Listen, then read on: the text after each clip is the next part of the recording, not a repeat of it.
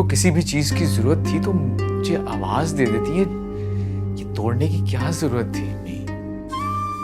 तुम्हें लगता है मैंने जान के तोड़ी? मेरे बाजू में जान नहीं थी, ऊपर तक जग भरा हुआ था, मेरे हाथ से गिर गया।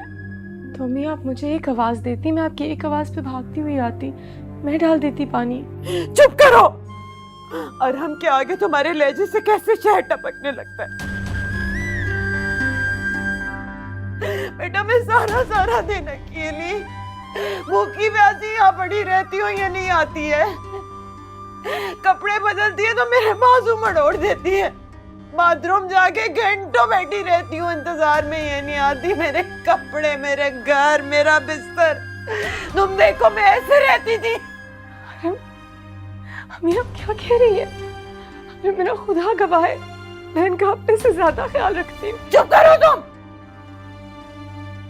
ओके रहा, तुम्हें सफाई देने की जरूरत नहीं, मैं जानता हूँ। अम्मी ये क्यों कर रही हैं आप? याद करें, आप इसे अपनी मर्जी से, अपनी पसंद से लेके आई थी ना, तो फिर ये एकदम कैसे बुरी हो गई? गलती हो गई मुझसे, मैं नहीं पहचान सकी। सायरा को तो पता था ना, मैं उसे कभी माफ नहीं करूंगी, कभी माफ नहीं करूंगी।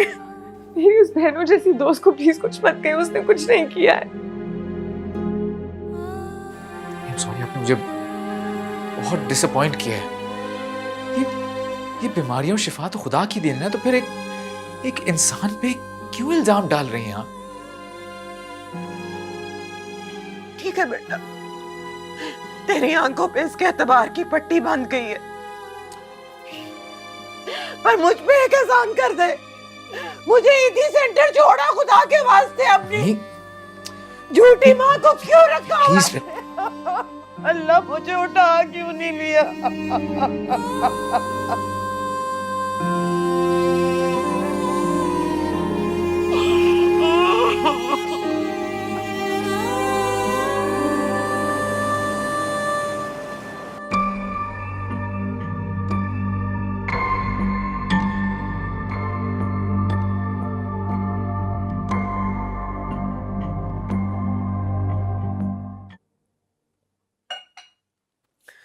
इरा, बेटा मुझे बाथरूम जाना है।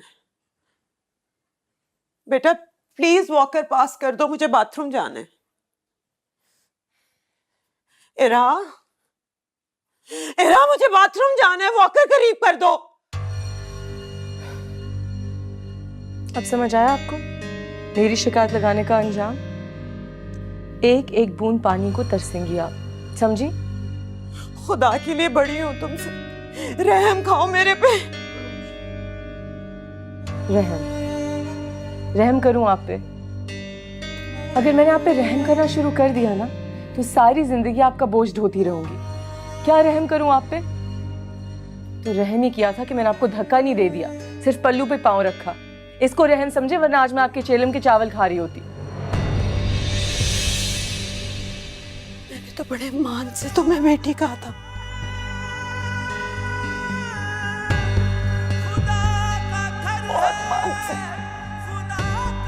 मान से नहीं। आपने देखा एक लड़की अकेली है, उसके आगे पीछे कोई नहीं है, यतीम है, उसको आप बहू बना के अपने घर ले आए। क्योंकि आपको बहू नहीं, आपको एक डेकोरेशन पीस चाहिए था, और आपको पता था कि आप मुझे दबा के रख लेंगे। सोचें जरा, इस घर में मेरा क्या है? कभी सोचा आपने? शादी मेरी हुई है आपके बेटे के साथ, लेकिन कभी हमें कोई प्राइवेसी मिली है?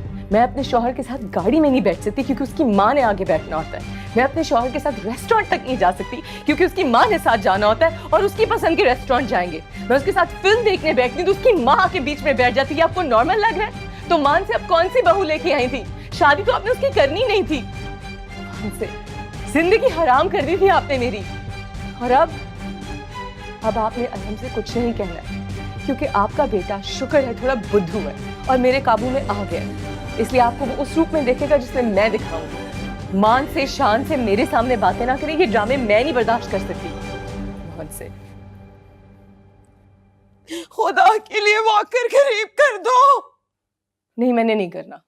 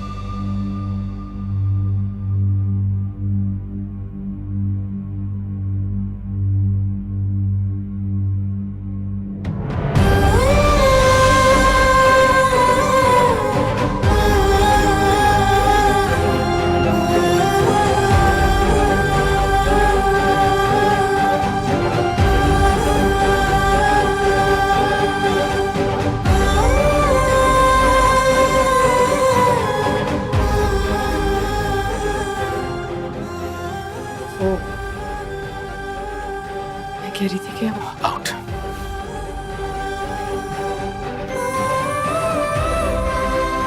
मेरी बात सुने, मैं समझ सकती हूँ गेट आउट। इस तरह के फैसले जल्दी में थोड़ी हो। I said get out.